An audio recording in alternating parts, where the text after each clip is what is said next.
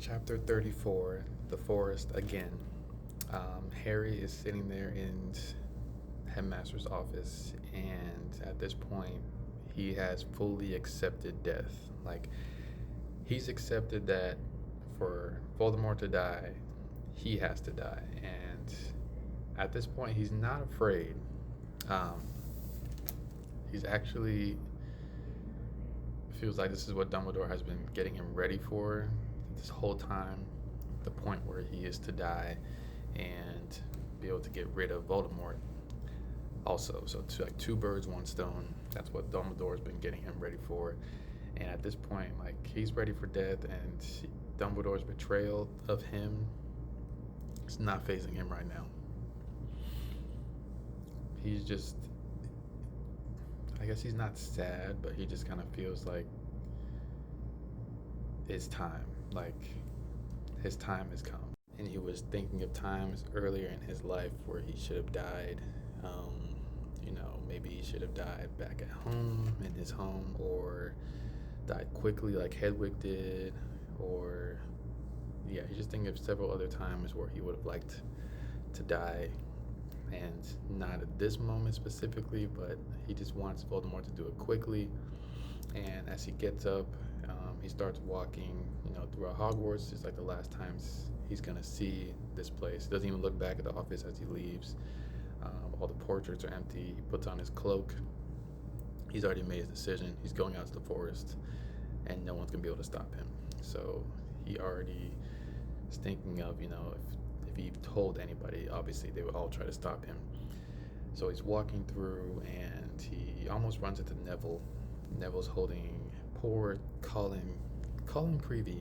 He has passed away, and Neville's holding his body and taking him in. And then Oliver Wood comes and takes the body from Neville, and then Harry takes off his cloak, talks to Neville, and basically tells Neville, if Ron and Hermione are not able to kill the snake, then it is up to you. And he tells Neville this. He said, "You got to kill the snake." And he doesn't tell him the reason why, but he just said, "You got to kill the snake." And then he puts his cloak back on. He's walking, and he sees Ginny, and he stops. And like this whole body, he wants to shout to Ginny that he's there, and he sees Ginny talking to an injured girl and saying that she wants to go home. Very sad moment, and he wants to tell Ginny he's there. He wants to tell Ginny goodbye, but he knows he can't because obviously she's gonna run and try to stop him. And as he's going throughout the castle, walks to the front door, walks out, and then he sees Hagrid's place and relives all those memories and living the memories of everyone that's inside. He knows that this is what he needs to do. And then once he gets to the edge of the forest, the mentor's there, and then he realizes what Dumbledore had said in the will. I open at the close, and he remembered the snitch, and then he, put the snitch in his mouth, or put the snitch up to his mouth, and was like, "I am about to die." And he says that, and the snitch opens, and inside is what Harry had guessed earlier, is the resurrection stone. So like the Deathly Hallows sign, there's the cloak and the triangle, and then the resurrection stone cut in half, and the other one in the middle. So he fumbles the resurrection stone in his hands and brings back, people dearest to him. So this is Lupin, Sirius, his dad, and then his mom. It basically says, "Will you stand by me as I walk up to Voldemort?" And they all say, "You've been doing good. You've been so brave." That's what his mom says. And then he asks, like, "Is it gonna hurt? Like, how does it feel?" And they're all like, well, Sirius says, "It's like, falling asleep. You just don't wake up." And they're all comforting him, and then he starts walking into the forest, and he's trying to, figure out where Voldemort is. He hears a couple Death Eaters come up and say, he's not coming. His time's coming up because the hour's almost up. So they're like, okay, we have to tell Voldemort. He's not gonna be happy. So he just follows them back to Voldemort, and he comes up to their camp, which it looks like the hideout for the spiders where Aragog was. And he sees all the Death Eaters, everybody, the Malfoys, minus Draco.